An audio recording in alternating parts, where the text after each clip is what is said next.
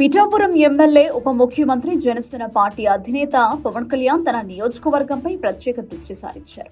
పిఠాపురాన్ని ఒక role model assembly సీటుగా తీర్చిదిద్దాలని ఆయన తపనపడుతున్నట్టు చెబుతున్నారు. కానీ అక్కడ పరిస్థితి మాత్రం కొంచెం భిన్నంగానే ఉంది. యువకులు వ్యసనాలకు అలవాటు పడి నడి రోడ్డు మీదనే దాడులకు తెగబడుతూ భయానక వాతావరణాన్ని సృష్టిస్తున్నారు. ఇదే విషయాన్ని కొన్ని రోజుల క్రితం పవన్ కళ్యాణ్ కూడా బహిరంగంగానే ప్రస్తావించారు.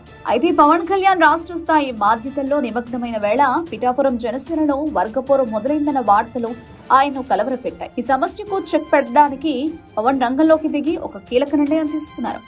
పార్టీ తరపున పిఠాపురం ఇన్ఛార్జిగా నియమించబడిన మర్రెడ్డి శ్రీనివాసరావుపై పెద్ద ఎత్తున ఫిర్యాదులు అందాయని తెలుస్తోంది.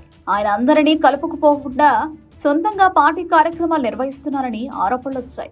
అలాగే పార్టీకి ఒక అధికారిక కార్యాలయం ఉండగా ఆయన సొంత ఆఫీసును నడుపుకుపోవడంపై ఇతర నేతలు అభ్యంతరాలు వ్యక్తం చేశారు. ఈ పరిస్థితులు ఇలాగే కొనసాగితే భవిష్యత్తులో ఇబ్బందులు తప్పవని గ్రహించిన పవన్ వెంటనే రంగంలోకి దిగి పరిస్థితిని అంచనా వేశారు. వర్గపోరుకి ముగింపు పలకడానికి పవన్ ఒక వినూత్నమైన పరిష్కారం తీసుకొచ్చారు. పిఠాపురం జనసేన వ్యవహారాలను పర్యవేక్షించడానికి ఒక 5 మెన్ కమిటీని ఆయన నియమించారు. ఈ కమిటీలో కాకినాడ ఎంపీ తంగెళ్ల ఉదయ్ శ్రీనివాస్, ఎమ్మెల్సీ పిడుగు హరిప్రసాద్, జనసేన జిల్లా అధ్యక్షుడు తుమ్మల బాబు, మాజీ ఎమ్మెల్యే పెండెం దొరబాబులతో పాటు నియోజకవర్గ ఇన్ఛార్జ్ మర్రెడ్డి శ్రీనివాసరావు కూడా ఉన్నారు. ఇక మీదట 5 సభ్యులు ఉమ్మడిగా నిర్ణయాలు తీసుకుంటారని పవన్ స్పష్టం చేశారు.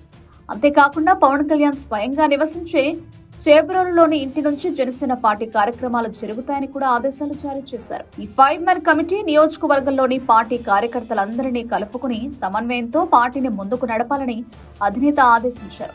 ఎలాంటి విభేదాలకు తావు లేకుండా చూసుకోవాలని కూడా స్పష్టం చేశారు.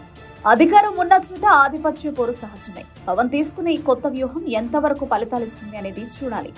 నాయకులను ఒకే కమిటీలో కలపడం ఒక ఎత్తు మాత్రమే. వారందరి చూపు ఒకే లక్ష్యం వైపు ఉందా లేదా అనేది అసలైన సవాలు. మరి ఈ 5 మెన్ కమిటీ పిఠాపురం జనసేనలో వర్గపోరుకు శాశ్వత పరిష్కారం చూపిస్తుందా లేదా అనేది తెలియాలంటే కొంతకాలం ఎదురు చూడాల్సిందే.